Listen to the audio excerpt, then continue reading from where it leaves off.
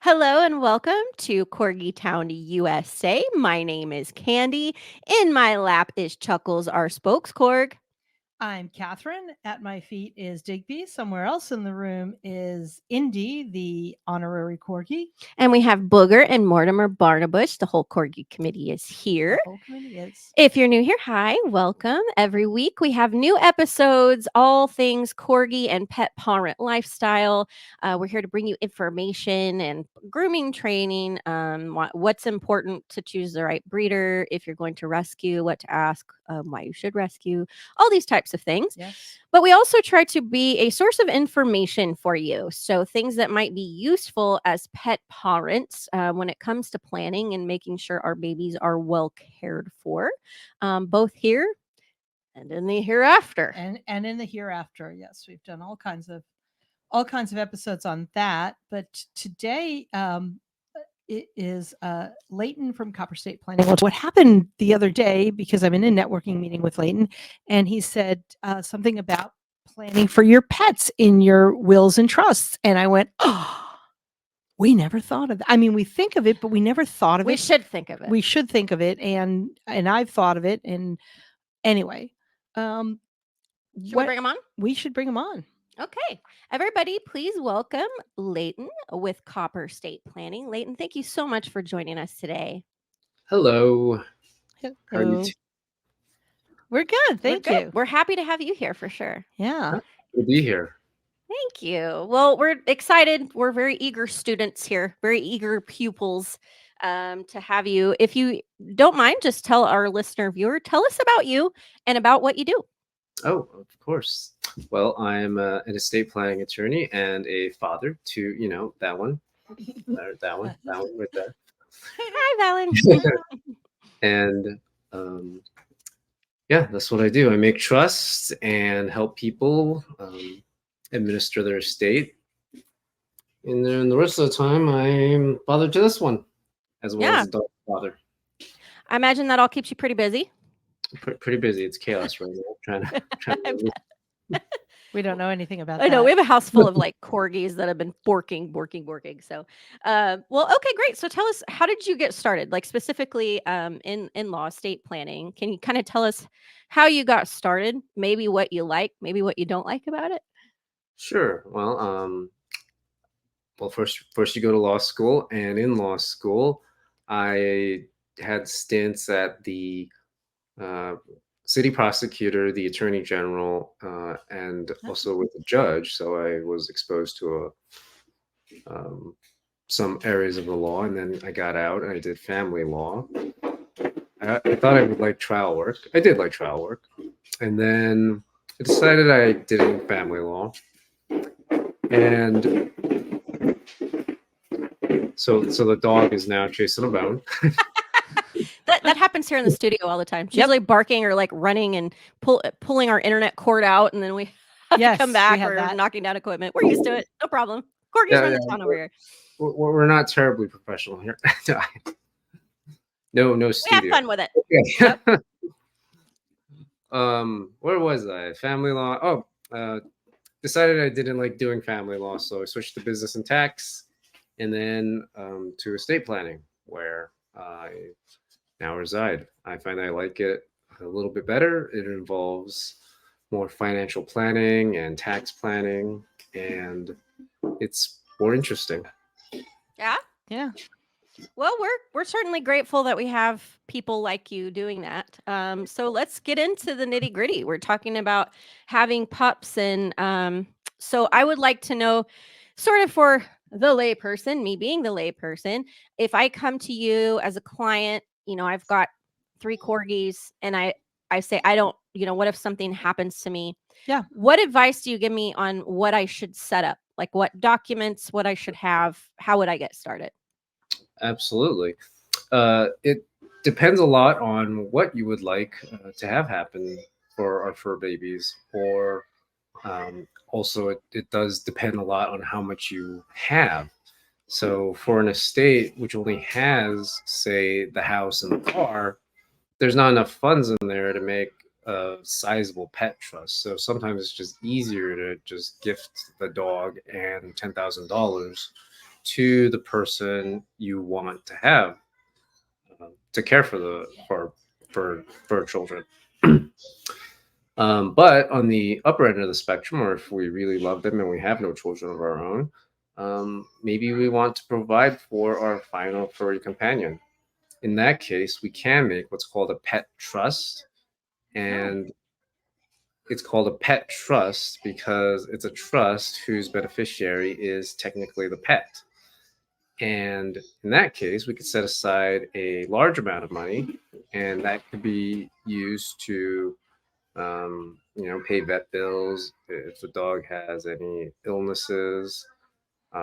It could provide housing. It could do all sorts of things. There's no limit. The tricky part, of course, is the trustee. The trustee is the person you entrust with the money, Right. and that person will be the one doling out the money for the pet. And just like the word trustee, you must trust them. If you trust them to carry out your wishes, then everything should run smoothly. Now, there are, of course, downsides, and there are reported cases of some fraud or deceitful practices. Probably the most interesting one. I'm not sure if it's true, but it sounds true.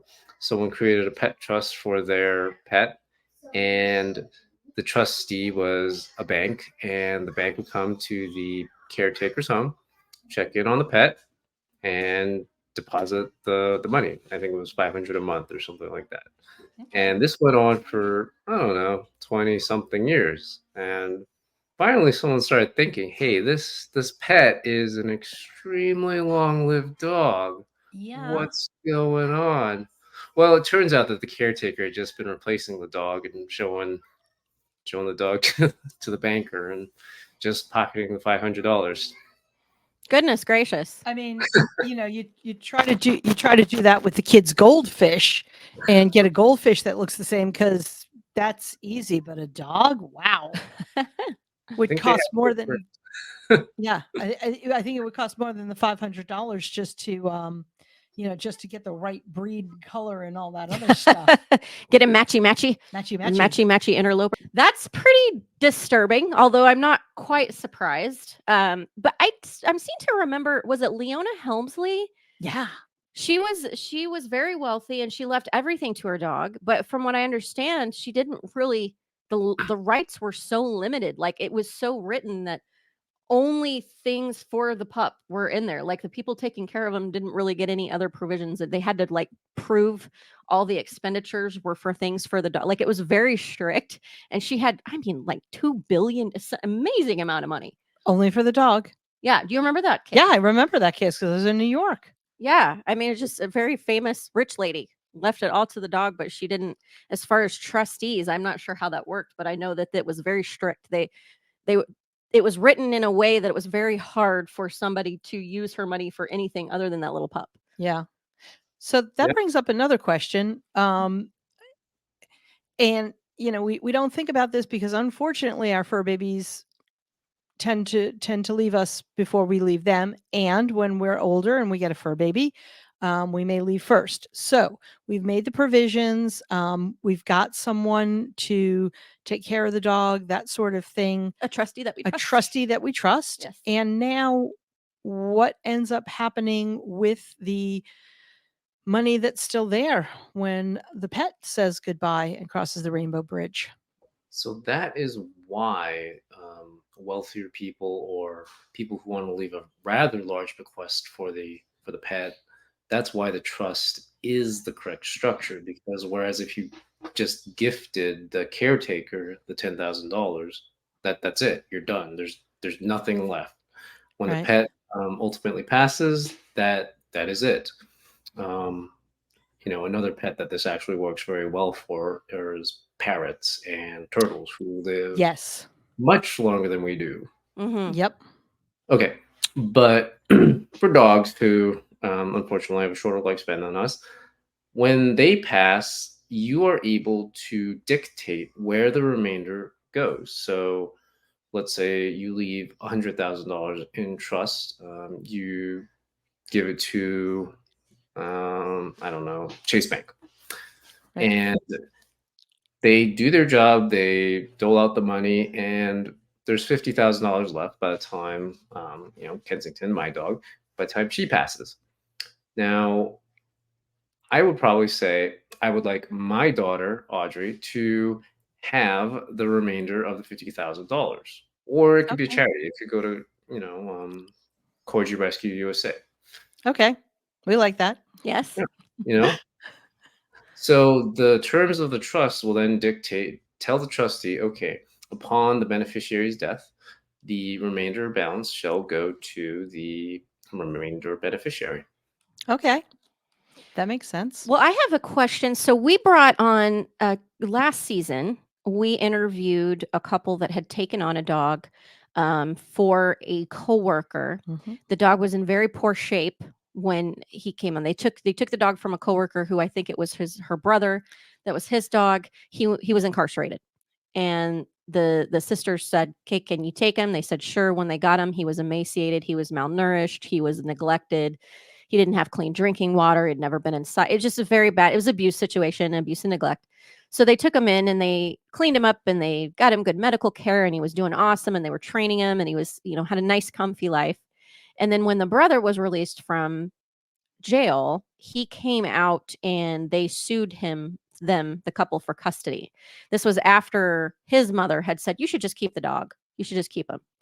Right. He's doing well for you." But then when the guy got out of jail, they said, "Oh, we decide we want the dog back." So they sued them for custody and won, and they lost that case, and they also lost both appeals.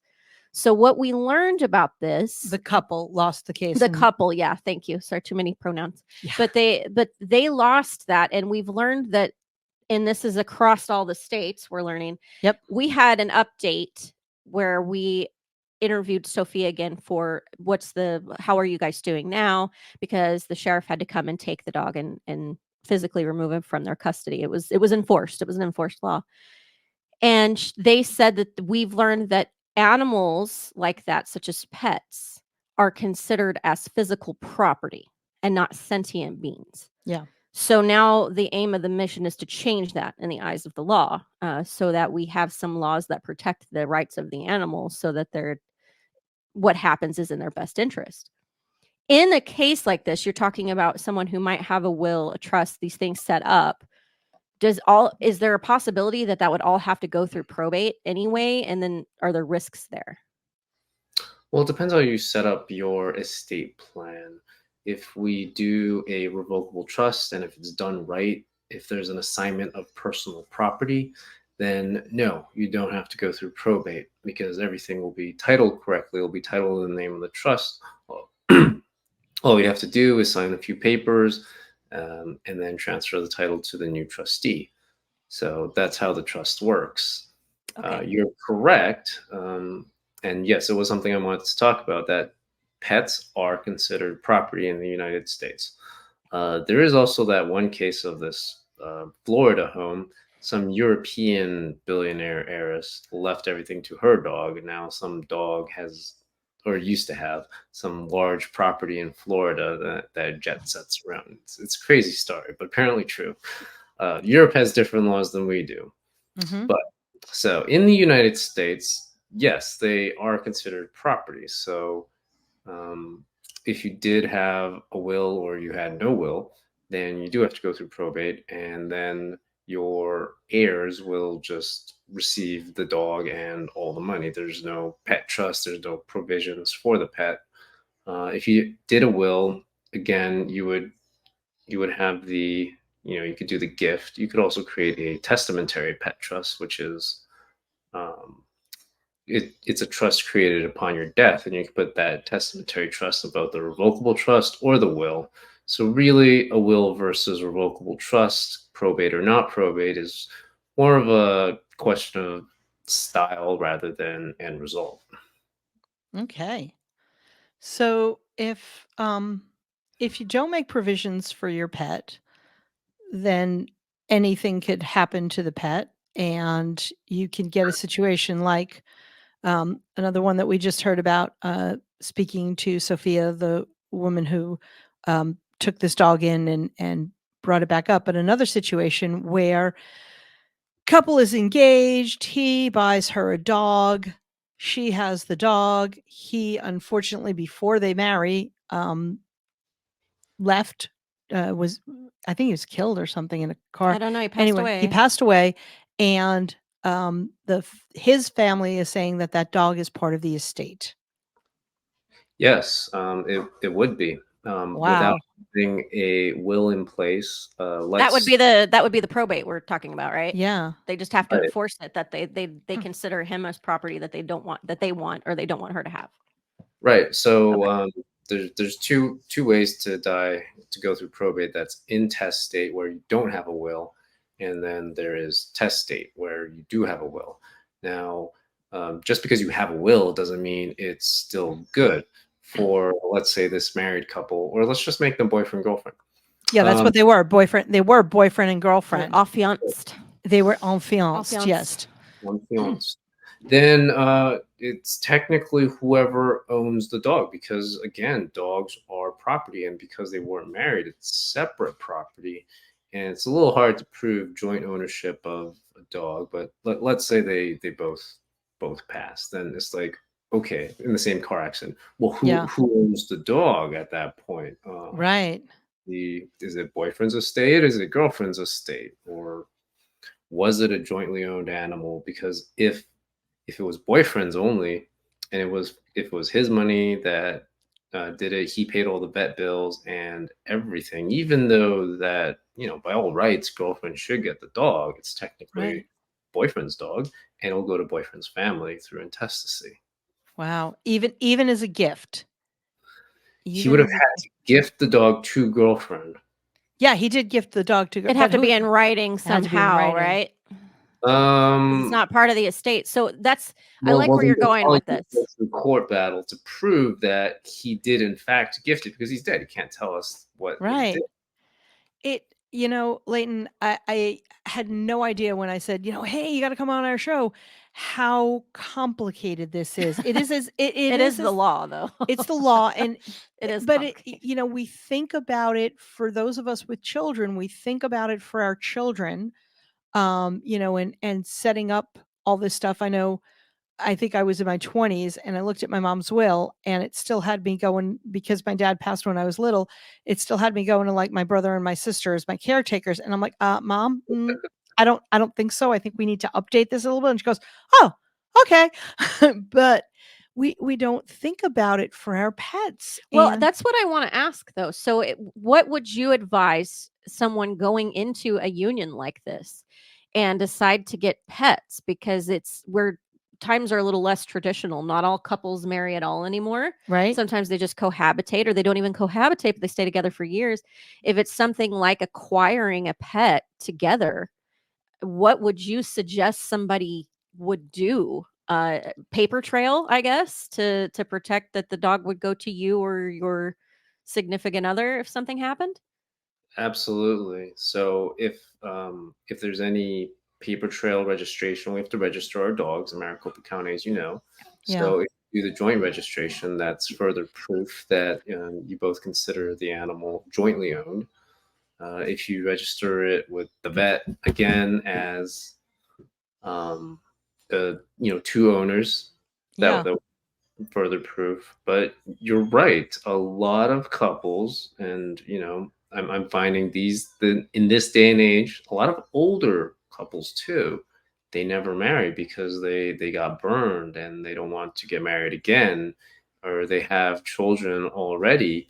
Been there, done that, got the t-shirt. Yeah. Yeah. Or the Social They- Security thing, or the whole Social Oh, Security that's thing. true. Yeah. Yeah. they just don't want to get married again. Mhm. And if they don't have a estate plan in place, even just a will saying that actually I want my significant other to be taken care of when I pass, then it's going to follow the laws of intestacy and basic property rights. And then basic property rights would be, owning something 50-50. Now, here's the problem with pets. We don't have a system where you can have joint tenancy with right of survivorship. In Arizona, it Ah. automatically is only tenants in common, which means you each have, 50% of the animal, right? You got one whole while you're both alive. But once you split, girlfriend's half, and this is boyfriend's half. You would think that girlfriend would get boyfriend's half, but that's not true. It belongs to the estate. Mm. Wow. So half the dog is owned by the estate. Going back to that other issue with the family. Okay, so another question. You do your will, you do your trust, and you've got everything, basically, and of course you need to update it. We followed Leighton's advice. We followed Leighton's advice. And Leighton did our wills and trusts, and we'll have all your information in our comments. Is there a simple update? Because as we said at the beginning of the show, our pets leave us before we leave them. So is there simple updates to say, pet A, Rainbow Bridge, pet B? All this stuff now applies to pet B. Pet B, Rainbow I'm sure Bridge. it would just be null and void, right? I don't know. Well, what would it be? Because it's not an entity at that point. It's because again, in the eyes of the law, it's objects, not sentient beings. The whole thing we're trying to change. So no, I know that, but if that expired, if that object passes away, if that object dies, and we're still alive, and we have a new pet or other pets, we want them to be taken care of, or we got a new pet. How does that all get included? Is that something that has to update all the time? Because you'd be doing it like every 5 minutes, because you get a new puppy every 5 minutes. I have OCD, obsessive corgi disorder. Yeah. Yes. So it's actually a very common problem. Not every estate planning attorney knows that, or can see far enough into the future to know that, hey, our clients aren't going to actually update their wills. They're not going to change their specific bequest. So what we're talking about with our pets is a specific bequest of that particular property or that particular fur baby. Now, if I put in my will, I want my dog Kensington to go to, I don't know, my best friend Joe. If, like you said, if Kensington passes away, I no longer own a dog named Kensington, unless I call my new dog Kensington, in which case it actually works. So yes, that's one thing you could do. You just keep calling your dogs the same names, and right. This is 2.0. We got the upgrade. All right, but no, the smarter, wiser thing to do is, and if you have multiple different types of pets, you can do it this way too. But you would say, I want my pets to go to Joe, and then have the specific request of, and if I also own a pet that Joe takes, I want Joe to have the $10,000. That way, there's a condition attached to the $10,000. Right. Getting $10,000 for nothing. Sure. And so that's what we would do for the money portion. But as for the pet portion, you can say, all right, so if we've got Corgis going to one group of friends or one friend, and then Dalmatians going to your Dalmatian friend, you would say, if I have any Dalmatians upon my death, I bequeath them to Dalmatian friend, and if I have any Corgis upon my death, they will go to Corgi friend. Or you could just say all of my pets, and they will go to this person. A blanket statements sound easier and provide more coverage, especially for you. But I would opine that would be easier to challenge. Like someone could argue that blanket term doesn't cover. I don't know. Maybe I'm overthinking it. You might be overthinking it. That's a superpower. That's why we hire Leighton. Yes, we need your help. Well, thank you for that. I think that's going to be very illuminating for many of us to kind of set that up. And we won't keep you anymore this evening. I know you've got fatherly duties and probably clients to get to and other things, all the other things you have to take care of. But I will drop in the description box how people can get a hold of you. Yeah. For guidance, and we really appreciate you educating us this afternoon. And do you work? I'll ask the last question. Do you work in another state? Like, so do you have to be in Arizona? It would be best if you live in Arizona, but if not, I can still help you. It Okay. gets a little bit more complicated, but there's ways around it. Terrific, terrific. Because you seem to know about this, and He knows the things. he knows the things specific to our little fur babies, and that's what our listeners want to hear. So thank you so much. I'm so Yeah, excited. We're very grateful for you. Thank Yeah. you so much. And we hope you have a great rest of your afternoon. Yeah, Thanks for having me on. Thanks. our Bye. pleasure. Bye. Bye, guys.